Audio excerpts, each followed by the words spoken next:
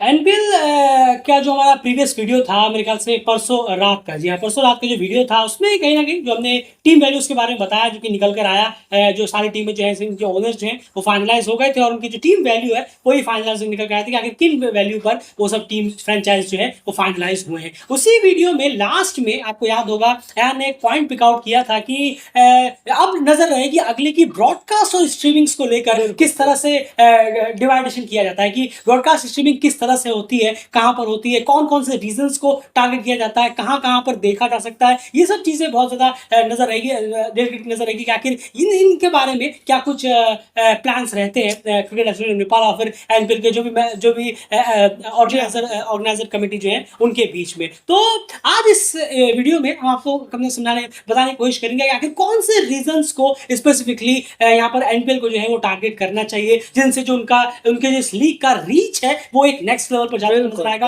और साथ साथ में कुछ न्यू लेवल्स पर भी जाएगा, वो भी बहुत इंपॉर्टेंट होगा। हाई लेवल और न्यू लेवल ये दोनों एक साथ बहुत इंपॉर्टेंट है एक लीग को आप कह सकते हैं अगर वाइडली पॉपुलर बनाने में या फिर वाइडली उसकी रीच फैलाने के लिए। एंड उन दो पॉइंट्स में सबसे पहला पॉइंट जो सबसे पहला टारगेट होना चाहिए, दूसरे नंबर पर आएगा लेकिन पहला वो सबसे पहले टारगेट होना चाहिए। कौन सा रीजन? बिल्कुल दो तीन पहलू है, लेकिन हम तो अगर पहले पर चले, पहले पॉइंट पर जो कि बहुत बड़ा पॉइंट है वो ये है कि आप साउथ एशिया को कैसे टारगेट करते हैं।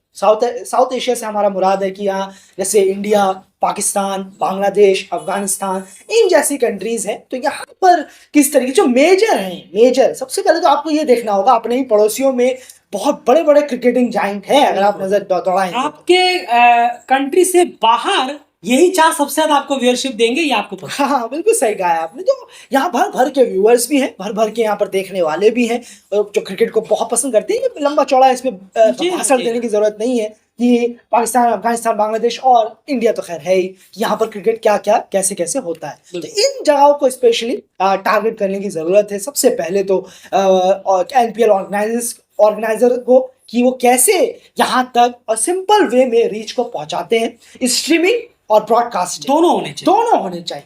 ये वो मस्त कंट्रीज हैं जहां पर स्ट्रीमिंग और ब्रॉडकास्टिंग आसानी से अवेलेबल जितना हो सके कराया जाए। बिल्कुल सही कहा आपने। जहाँ पर अगर हम इंडिया की बात करें तो डेफिनेटली फैन कोड ऐप हमारे लिए हो जाता है, वहां पर हमें देखने को मिल सकता है। और उसके साथ साथ अगर आप देखें तो ब्रॉडकास्ट में अब तक जो रहा है वो यूरो स्पोर्ट्स में ब्रॉडकास्ट हुआ है, क्योंकि कहीं ना कहीं बेहतर रहा है और अच्छा ब्रॉडकास्ट वहां पर मिलता भी है। तो खैर तो टीवी और मोबाइल इन दोनों को टारगेट करना चाहिए आपको इन चार कंट्रीज में खास करके स्पेसिफिकली, क्योंकि यहाँ से बहुत ज्यादा आप व्यूअरशिप ले सकते हैं। वो आपको ही पता है कि बहुत स्ट्रॉन्ग मार्केट है इन चारों। अगर हम बात करें इसमें आप श्रीलंका को एक एक्स्ट्रा बोनस के तौर पर ऐड ऑन कर ले तो ये 4-5 है जहां पर खास करके इंडिया, बांग्लादेश, पाकिस्तान और अफगानिस्तान इन चार जगहों में तो आपको मस्ट रखना है, ये टारगेट होने चाहिए। और सिर्फ मोबाइल पे ना रहे, बहुत ऐसे भी ऑडियंस होती है जो टीवी भी देखना पसंद करते हैं। टीवी से आप फैमिली ऑडियंस तक भी रीच पहुंचा सकते हैं। तो टीवी और यहाँ बात करें अगर स्ट्रीमिंग मोबाइल, इन दोनों को टारगेट खास करके इन चार स्पेसिफिक रीजंस पे तो आपको करना ही करना चाहिए। लेकिन दूसरा पॉइंट जो है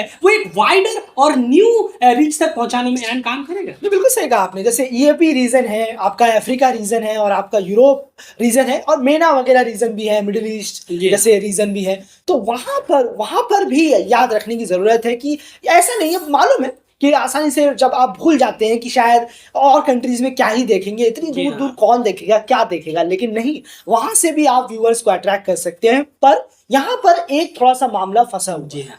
अब यूरोप रीजन में बहुत यूरोपियन रीजन के ऐसे नहीं कि इंग्लैंड भी है, ऑब्वियसली यूरोपियन रीजन में इंग्लैंड भी आता है। तो आपने सोच लिया इंग्लैंड नहीं, और छोटे से छोटे यूरोपियन कंट्रीज जो है वहां की हम बात कर रहे हैं। और ईएपी है, अफ्रीका है, मेना है।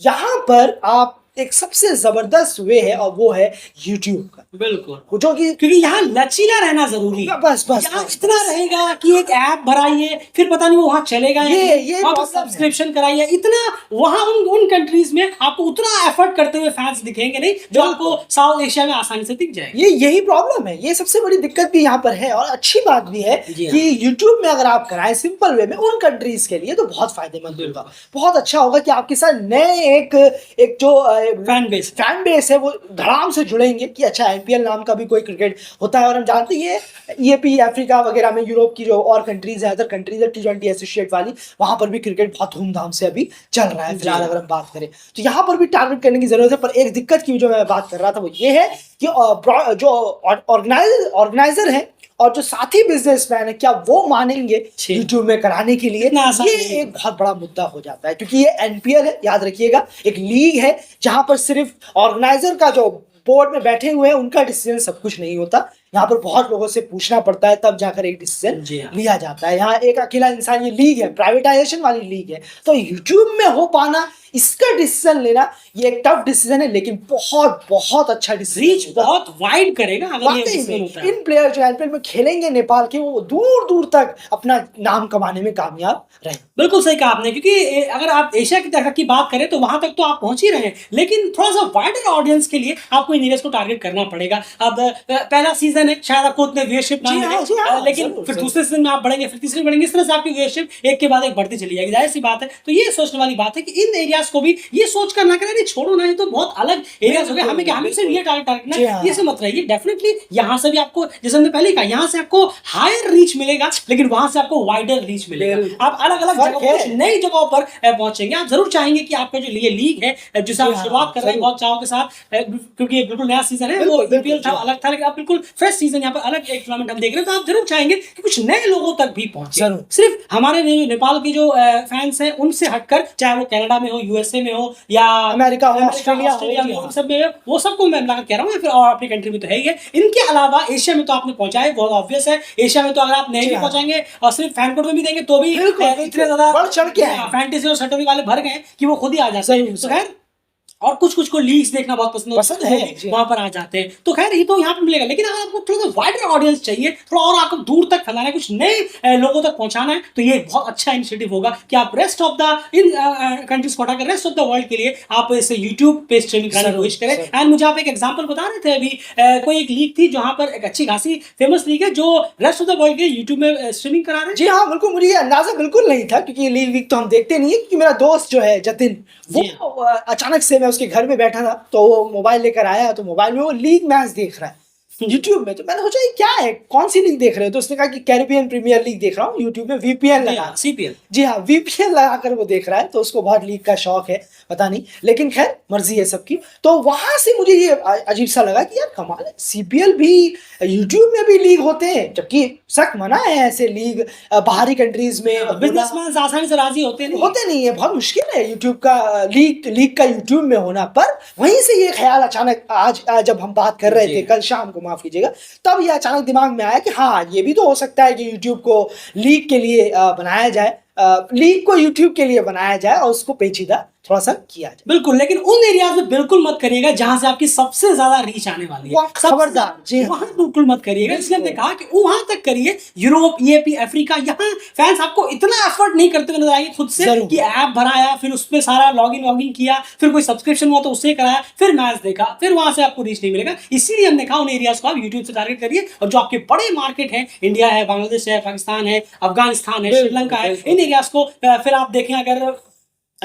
जो कनाडा, ऑस्ट्रेलिया, जहां पर भी नेपाली जो आउटसाइड नेपाल जहां पर भी बहुत ज्यादा तादाद में है, इन एरियाज को आप टारगेट कर सकते हैं कि नहीं, यहाँ पर नहीं, यहाँ पर तो हम अपना कॉन्स डालेंगे, अपने ब्रॉडकास्ट हो या फिर कोई ऐप वगैरह हो, इन सब में इसको अपलोड करेंगे। क्योंकि यहाँ पर आप भी जानते हैं कि किसी भी सूरत में वो नहीं आने हैं, वो वहां पर सब्सक्रिप्शन कराएंगे, लॉग इन कराएंगे और मैच देखने के लिए आएंगे। तो इन एरियाज को आप बिल्कुल कॉम्प्रोमाइज मत करिए, लेकिन बाकी एरियाज में रीच फैलाने के लिए, अलग अलग जगह तो नए लोगों तक पहुंचाने के लिए, कुछ अलग क्रिकेट कंट्रीज के फैंस तक पहुंचाने के लिए ये बहुत ही अच्छा स्टेप यहाँ पर रहेगा। एंड एट द एंड आप कुछ कहना चाहेंगे? यही स्पेसिफिक हमारा कहना था इस बिल्कुल सही। जो बहुत अच्छे जहाँ पर फैन फॉलोइंग है, जहाँ पर बहुत क्रिकेटिंग के बड़े बड़े जायंट्स हैं क्रिकेट के, वहां पर अगर आप थोड़ा सा ध्यान रखें और वाइडर रीच का भी ध्यान रखें तो बहुत बेहतर। बिल्कुल, जानते हैं बिजनेसमैन हैं और लीग्स वगैरह होती है, उनका सबसे पहली प्रायोरिटी फाइनेंस और पैसा वगैरह ही होता है। और बिल्कुल हर जगह की हम यही हर जगह में यही बात होती है, इसमें कोई दोहराई नहीं है। लेकिन हायर